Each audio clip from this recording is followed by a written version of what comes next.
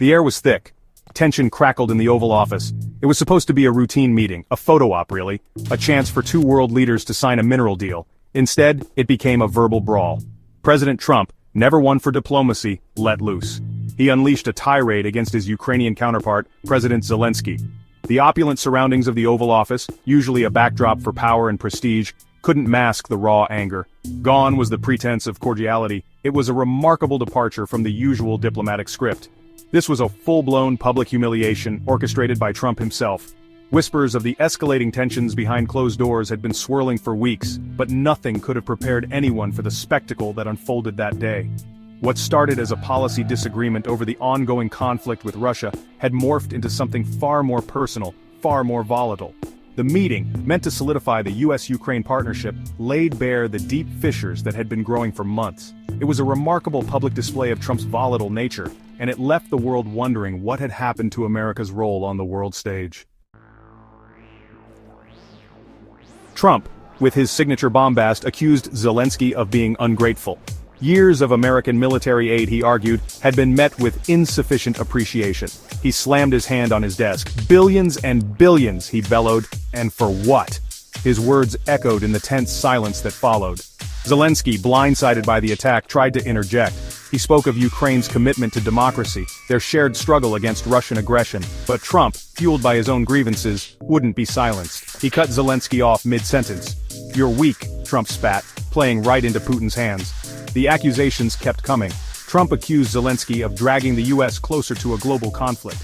He called the Ukrainian leader naive, claimed he was being played by the Russians. His voice, a mixture of anger and disdain, boomed through the room. It was a performance designed to intimidate, to belittle. Trump's demands came in staccato bursts, each one more forceful than the last. He wanted a peace deal, and he wanted it now. No more delays, no more excuses. Zelensky, he insisted, needed to come to the table with concessions, with a willingness to appease Putin. Anything less, Trump warned, would be a betrayal of America's generosity.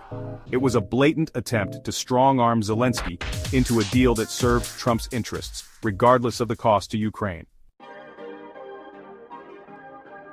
Zelensky, though visibly shaken, stood his ground.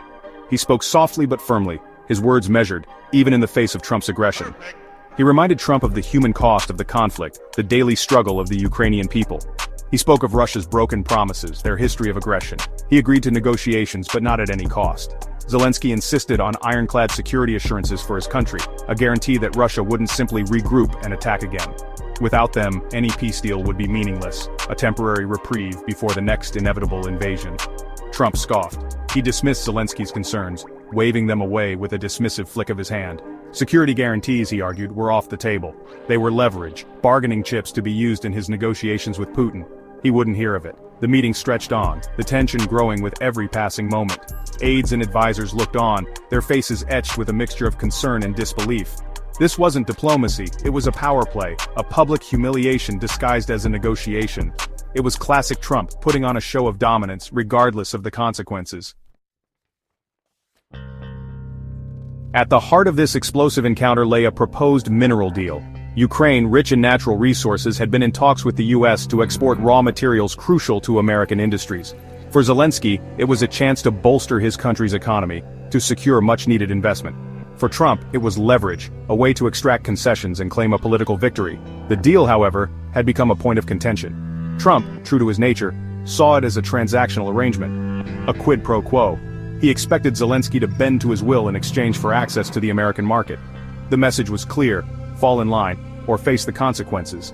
Zelensky, caught between a rock and a hard place, tried to salvage the situation. He spoke of the mutual benefits of the agreement, how it could strengthen ties between their two nations. But his words seemed to fall on deaf ears. Trump, fixated on his own agenda, remained unconvinced. The collapse of the mineral deal, once seen as a foregone conclusion, sent shockwaves through both countries. It left Ukraine in a precarious position, their economic future uncertain. And it raised serious questions about Trump's priorities, his willingness to prioritize personal gain over national interests. The meeting, meant to cement a strategic partnership, had instead exposed the transactional nature of Trump's foreign policy. Section 5. A Shadow of Doubt, Trump's Allegiances and the Specter of Russia. In the aftermath of the Oval Office blow-up, whispers turned to shouts. Speculation ran rampant about Trump's true motives. Why this sudden hostility towards Zelensky? Why the insistence on a deal that seemed to favor Russia? Some pointed to Trump's long-standing admiration for Putin, his willingness to side with the Russian leader on the world stage. Rumors, fueled by anonymous sources and late-night Twitter storms, suggested a more sinister possibility. Was Trump planning to use the Ukrainian minerals as leverage in his own dealings with Putin? Could he be considering selling them to Russia, bolstering their economy while simultaneously undermining a key U.S. ally? The allegations, though unconfirmed, were impossible to ignore. They spoke to a deeper anxiety, a growing sense that Trump's foreign policy was driven by personal interests rather than national security concerns. His history of cozying up to dictators and strongmen only fueled these suspicions. The White House, as expected, denied everything. They dismissed the accusations as fake news and hysterical speculation. But the denials rang hollow, drowned out by the chorus of condemnation from both sides of the aisle. The damage had been done. A cloud of suspicion now hung over Trump's every move, casting a long shadow over U.S.-Ukraine relations. Section 6. A world-divided international reactions to the White House clash. News of the Oval Office confrontation spread like wildfire. International reactions were swift and largely condemnatory. European leaders, long accustomed to America's role as a stabilizing force, watched in dismay. They saw Trump's treatment of Zelensky as a betrayal, a dangerous departure from decades of established diplomatic norms. From Paris to Berlin, from London to Brussels, expressions of support for Zelensky poured in. Leaders condemned Trump's bullying tactics, his disregard for international law and diplomatic protocol. The message was clear: the world was watching, and they didn't like what they saw. In Moscow, however, the mood was celebratory. Russian state media, known for its pro-Kremlin propaganda, hailed the meeting as a victory for Putin. They reveled in the discord, portraying it as evidence of America's waning influence on the world stage. The clash exposed a growing rift between the United States and its European allies. It underscored the deep divisions that had emerged during the Trump years, divisions that extended far beyond policy disagreements. It was a stark reminder that the post-World War II order, built on a foundation of shared values and mutual respect, was crumbling. And it left many wondering, could the transatlantic alliance survive another 4 years of Trump? Section 7, American Divide, Political Fallout from the Trump-Zelenskyy Showdown. Back in the United States, the political fallout was immediate and predictable. The Trump-Zelenskyy showdown deepened the partisan divide, with Republicans largely falling in line behind their leader and Democrats expressing outrage. It was a familiar script, a microcosm of the hyper-polarized political landscape that had come to define American politics. Republicans, wary of crossing Trump and his loyal base, offered muted criticisms or remained silent. Some, like Senator Lindsey Graham, a staunch Trump ally, went so far as to suggest that Zelensky should consider stepping down. They echoed Trump's talking points, accusing the Ukrainian leader of being ungrateful for American support and of jeopardizing the chances for peace. Democrats, on the other hand, were quick to condemn Trump's behavior. They accused him of abusing his power, of undermining a critical ally, and of putting personal interests ahead of national security. The meeting, they argued, was further evidence of Trump's unfitness for office, his reckless disregard for diplomatic norms. The clash fueled calls for impeachment, with some Democrats arguing that Trump had crossed a red line. Others, however, urged caution, fearing that impeachment proceedings would further divide the country and backfire politically. The debate highlighted the deep divisions within the Democratic Party, their ongoing struggle to find a unified strategy for dealing with the Trump presidency. Section 8. Zelensky's Diplomatic Offensive, Seeking Support on the World Stage. In the wake of the disastrous White House meeting, Zelensky embarked on a whirlwind diplomatic tour. Shunned by the Trump administration, he sought support and reassurance from America's allies. His message was clear: Ukraine needed the world's help, now more than ever. His first stop was London, where he met with British Prime Minister Keir Starmer. The meeting, in stark contrast to the hostile reception he received in Washington, was warm and cordial. Starmer, a vocal critic of Trump, reiterated the United Kingdom's unwavering support for Ukraine's sovereignty and territorial integrity.